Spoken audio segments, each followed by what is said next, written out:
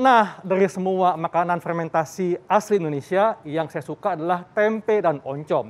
Konon, tempe dan oncom ini selain tinggi protein juga mengandung bakteri baik atau probiotik. Nah, itu manfaatnya apa ya? Di samping saya sudah ada Dr. Jolita, dokter gizi klinik. Pagi dok, apa kabar? Hai, pagi. Kabar baik, Dr. Haikal. Thank you. Dokter suka tempe dan oncom dok? Suka. Suka banget dok Suka. ya. Karena ini makanan Indonesia yang sudah mendunia dok. Bener. Dok, tapi ini ada yang mengatakan dok ya, katanya kandungan probiotik pada tempe dan oncom baik untuk pencernaan dan sistem kekebalan tubuh. Fakta atau mitos dok? Fakta. Fakta. Fakta dong. Iya. Jadi probiotik, kalau ngomongin probiotik itu artinya dia adalah bakteri yang baik. Betul. Gitu ya. Jadi di dalam produk tempe dan juga oncom, karena dia adalah produk fermentasi, maka dia memang sudah mengandung bakteri baik tersebut. Nah, bakteri tersebut akan memberikan efek di saluran cerna kita sebenarnya. Nah, efeknya itu luar biasa. Nggak cuma saluran cernanya jadi lebih sehat, tetapi juga ternyata dia berinteraksi sama sistem kekebalan tubuh kita, Dr. Haikal. Jadi ada istilah, kalau usus kita sehat, maka sistem kekebalan tubuh kita atau imunitas kita juga pasti akan baik. Nah, bahkan ternyata sekarang orang bilang gut is our second brain. Jadi kayak karena tuh efeknya banyak banget. Iya. Jadi ke imunitas iya, kemudian ke fungsi kognitif, jadi ke otak pun juga iya. Jadi mood pun lebih enak dok ya? Ya, betul. Jadi luar biasa kalau ngomongin yang namanya probiotik, efeknya macam-macam, banyak banget. Wow. Dok, tapi ini kan biasanya nih masyarakat taunya probiotik ada di dalam susu dok ya? Nah, tapi katanya nih ya, kandungan probiotik pada tempe dan oncom itu lebih unggul dibandingkan susu. Fakta atau mitos? Fakta. Wow, fakta. Dilurusin dikit ya, Dr. Haikal. Jadi sebenarnya kalau kita ngomongin susu sapi, yang belum ditambahkan probiotik, maka sebetulnya kandungan probiotiknya rendah. Gitu. Jadi sebetulnya susu formula sapi yang dijual, yang mengandung probiotik, itu memang dia ditambahkan gitu. Jadi difortifikasi dengan probiotik. Tetapi kalau kita bandingkan susu sapi murni dengan tempe atau oncom, ya berarti lebih unggul tempe atau oncom. Wah, kalau gitu tempe dan oncom selain murah, secara alami lebih banyak probiotiknya dok ya dibanding susu. Cuma ya. nanti tergantung pengolahan.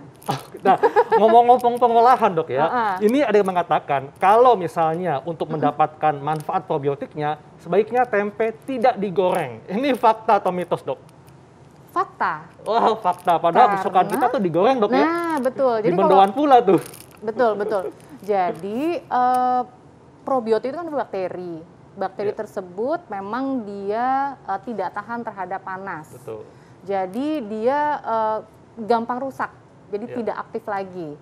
Nah, kalau kita ngomongin tentang tempe, biasanya orang olahannya langsung mikir akan digoreng. Betul. Dibikin mendoan lagi ya, ditepungin. Maka akhirnya sebetulnya kandungan probiotiknya sudah tidak aktif lagi. Tetapi memang kandungan lainnya masih ada gitu. Jadi kan sebetulnya tempe dan oncom itu kan tinggi serat juga. Betul. Ya kan? Jadi manfaat lainnya masih. Tetapi ingat, kalau digoreng berarti yang nambah apa? Jumlah jumlah total kalorinya ya. Kalorinya, gitu. betul. Terus kalau kita mengkonsumsinya tanpa batas untuk cemilan, akhirnya jumlah kalori yang masuk jadi besar. Betul. Gitu, Dr. Haikal.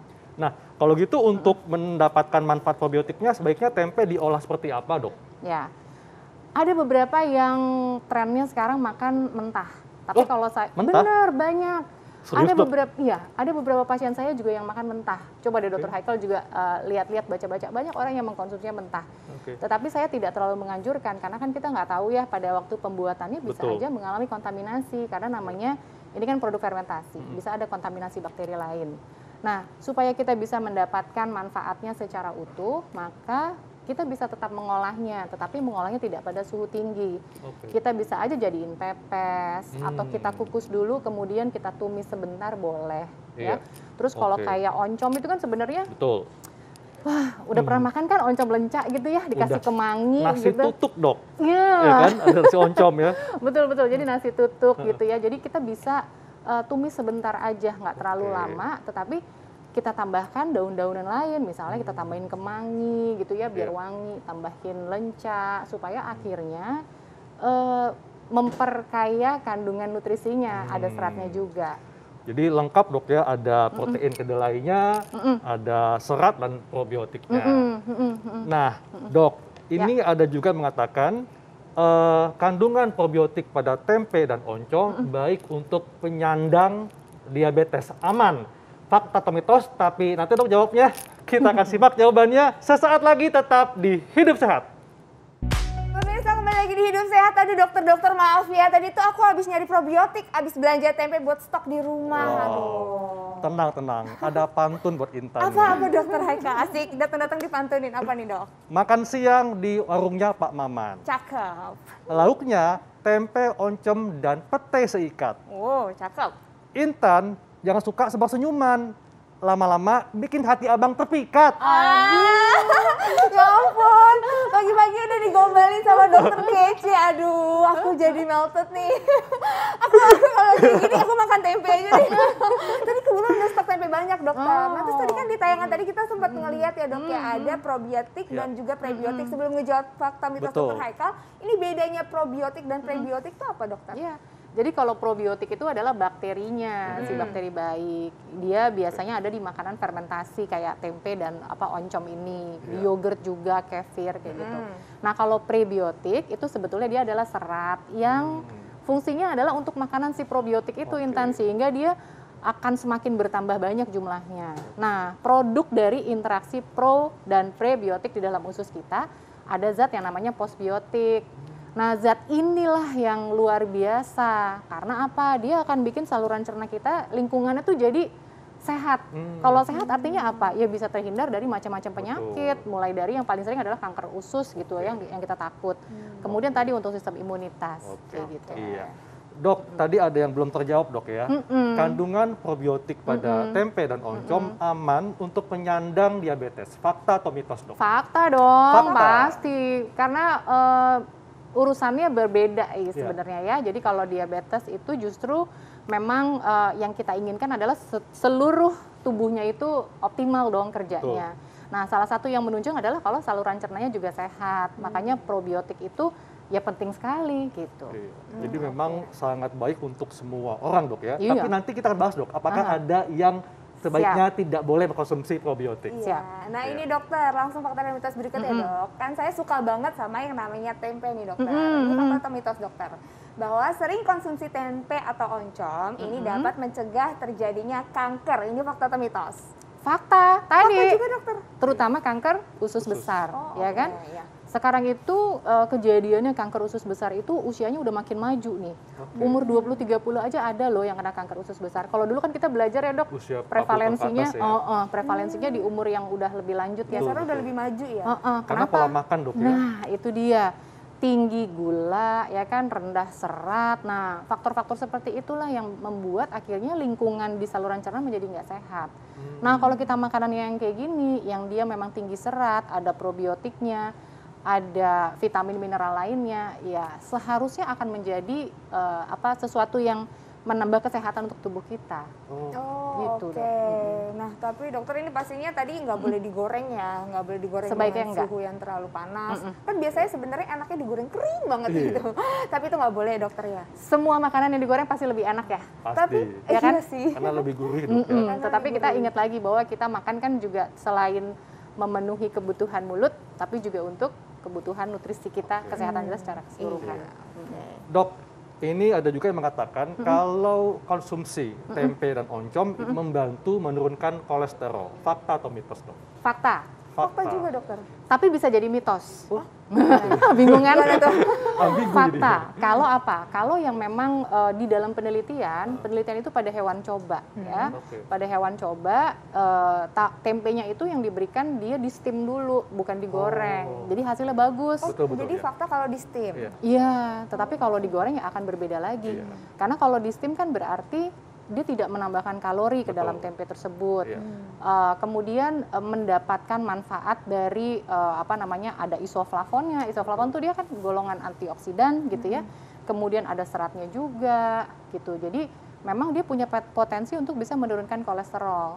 Tetapi kalau pada manusia yang memang kita biasanya makan digoreng, ya belum tentu akan memperbaiki kolesterol dong. Betul. Justru dari proses penggorengan Iya. takutnya naikin kolesterol ya. Oke. Justru tapi- kalau digoreng menambah kalori dan menambah lemak jenuh dong ya, jenuh malah ya. meningkatkan kolesterol nantinya. Oh, iya, jadi kita makan di steam aja ya, karena itu biar dapat manfaatnya. Nah dokter, ini kan ada tempe, ada juga oncom. Nah kandungan dari masing-masing gizi yang ada di dalam tempe dan oncom itu apa, dan mana yang lebih baik dokter? Kalau pertama ya, kalau yang lebih baik tempe, karena Oh, tempe. tempe itu kan dia memang dari kedelai. Iya. Tetapi kalau oncom, kalau yang banyak banyak beredar, oncom itu kan dia dibuat dari ampas tahu, ampasnya. Jadi kandungan proteinnya lebih rendah.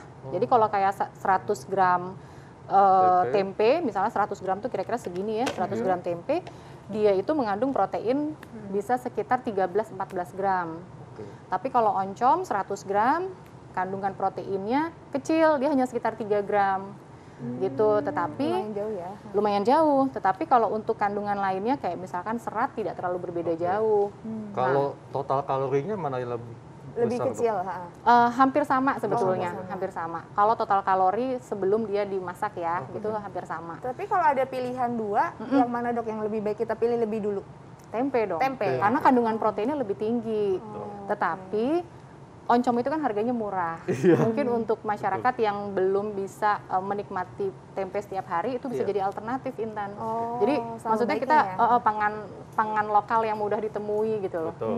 Tapi yang pasti tempe jauh lebih murah dibandingkan daging, Dok ya. Iya. Apalagi minyak. Bener-bener. Jadi nggak harus bener, bisa memangkas bener. ya dari minyak, jadi dibeliin tempe lebih banyak aja gitu ya, Nah, dokter. satu lagi nih.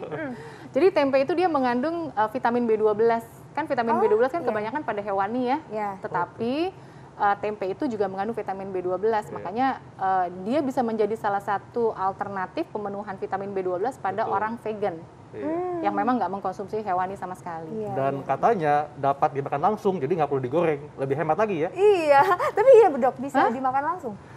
Sebenarnya banyak banget yang konsumsi secara langsung. Ah. Tetapi kalau menurut saya sih tetap sebaiknya kita olah dulu ya, mau karena nggak tahu dibikin ya, Dok, ya. pepes kayak juga boleh, mau dibacem gitu ya boleh. Karena kan kita nggak tahu ya pada waktu penyimpanan aja mungkin terkontaminasi bisa loh. Betul.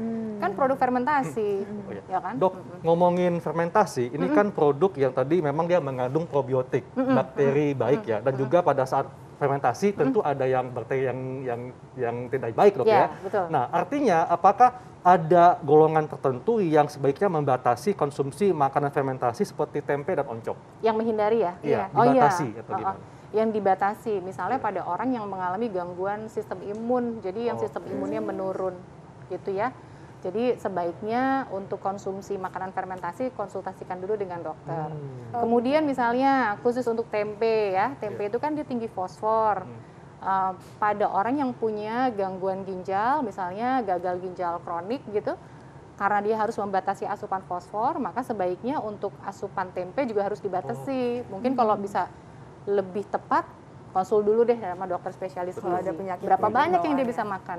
Iya Iya. dokter. Nah baik dokter, tipsnya apa dokter supaya mendapatkan manfaat probiotik alami dari tempe dan juga oncom nih? Dan juga mungkin jumlah berapa yang kita harus makan? Iya. Kalau jumlah yang dimakan dalam satu kali makan tuh kira-kira sekitar 50 sampai 100 gram. Kalau 100 gram itu kira-kira segini deh gitu. Kalau 50 gram ya berarti separuhnya. Setengahnya. Kemudian untuk bisa mendapatkan manfaatnya secara keseluruhan, hindari proses menggoreng karena justru akan menurunkan beberapa nilai nutrisi Setuju. dan yang pastinya menambah jumlah kalori Betul. gitu. Nah, akhirnya diapain? Boleh kok ditumis. Sebelum ditumis kadang-kadang ada orang yang sebelum ditumis, Dok, tempenya digoreng dulu, ya jangan digoreng, kukus aja, kan bisa ya dikukus, Iya, benar-benar. habis itu baru ditumis. Atau disangrai juga bisa ya, Iya tanpa betul, minyak. betul. Terus baru dibumbuin, boleh kayak gitu. Mau dipepes juga oke. Oh gitu, jadi cara pengolahannya harus diperhatikan ya Betul. dokter Heka. Jangan cuma jadi combro aja. Oh iya, coba digoreng lagi ya. Oke, makasih Dok Sama-sama. untuk informasinya. Terima kasih banyak informasinya. Wah, jadi kita mesti bangga Intan ya, karena makanan khas Indonesia seperti tempe dan oncom itu mengandung probiotik dan lebih tinggi dibandingkan susu. Iya bener banget dokter Haikal. Dan tau gak dokter, kalau di luar negeri tuh ya tempe mahal banget kan harganya karena Betul. susah kan. Dan mungkin banyak orang juga sudah tahu bagaimana manfaat baik dari tempe ini. Iya. Makasih banyak dokter. Nah pemirsa, tapi dokter Haikal dan juga pemirsa ini pasti sering banget kayak mikir masalah tidur. Betul. Tidur itu kayaknya berpengaruh banget sama kesehatan Iya. kita ya Dokter Haikal ya? Apalagi ya kalau tidur tiba-tiba mikirin cicilan. Wah, Nah, itu nggak bisa tidur dokter. Kalau Itu itu pasti susah itu begadang. gangguan tidur. Itu jadi salah satu gangguan tidur nggak sih? Kadang-kadang tuh kan juga kalau misalnya udah terbiasa jam di atas jam 12 malam misalnya. Terus nggak bisa tidur cepet atau ada gangguan-gangguan lainnya dokter? nah kita akan bahas nih ya, karena tidur ini akan berdampak kepada kesehatan kita, Intan. Wah kayak gimana tuh dokter? Ya, kita akan bahas sesaat lagi, tetap di Hidup Sehat. Sehat.